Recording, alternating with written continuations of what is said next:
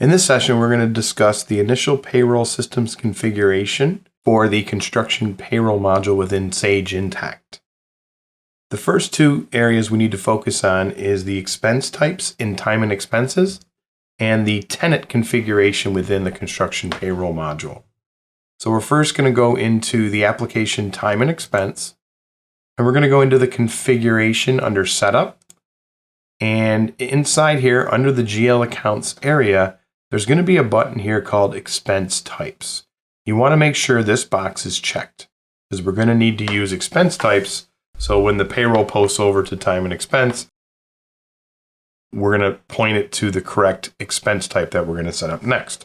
So once that box is checked, you click Save. And then still within time and expense, we're going to be under Setup, Expense, Types. In here, we need to set up one expense type specifically for payroll. So as you can see here, I have one set up and it's called payroll. You would click Add. And inside here, you're going to give it a description. You can call it whatever you'd like. Typically, we recommend just calling it payroll. You're going to also link what general ledger clearing account is to be used for the payroll entry. This is the account that will net out to the employee's net pay.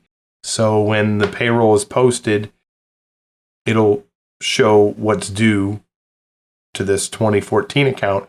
When the check is cut or the direct deposit is generated, it will reduce and zero out the 2014 here in this case, and it will reduce the cash account. So this is going to be our accrual account. We just labeled it accrual payroll liability. Once you're done there, remember your expense type ID. You're going to need that later, payroll, and we'll click Save. The next step is to go back into the construction payroll module, and you're going to go into an area called tenant configuration.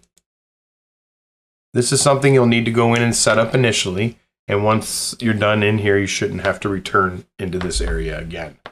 So in here, there's a few things we're going to set up. We're going to set up what we want to call the description when the journal entry gets posted over to the general ledger. In this case, we've called it payroll entry. You might call it weekly payroll, whatever you would like to call it here. And what payroll journal it should go to. And in this case, there should already be a payroll journal set up in your provisioned data folder called PYRJ, which is the payroll journal. So we're going to put that identifier in here. And when it posts the information, it posts it over to the expense area when it's generating the ACH files. So we're going to label it here and call it payroll expense report is typically what we would call it. And then here is where we're linking to what expense type that we set up in the previous step. So as you can see here, we want it to go to the payroll expense type. There is not a list here, so that's why it's important that you make the description here exactly what it is over in the time and expense area. You do have an additional option here. When the system posts the information over, does it want to come over as a draft and then have somebody post it individually?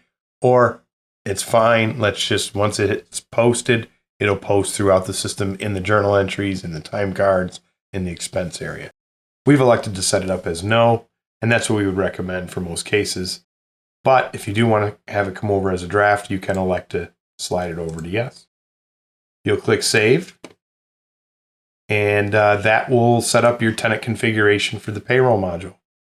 And just to show you where I got that payroll journal from, if I go into General Ledger, Setup, Journals, you should see one that comes default with your system already called Payroll Journal. And over here is where the symbol is, the PYRJ. And that's what we're linking to over in the tenant configuration. And now you're ready for your next step. Thank you.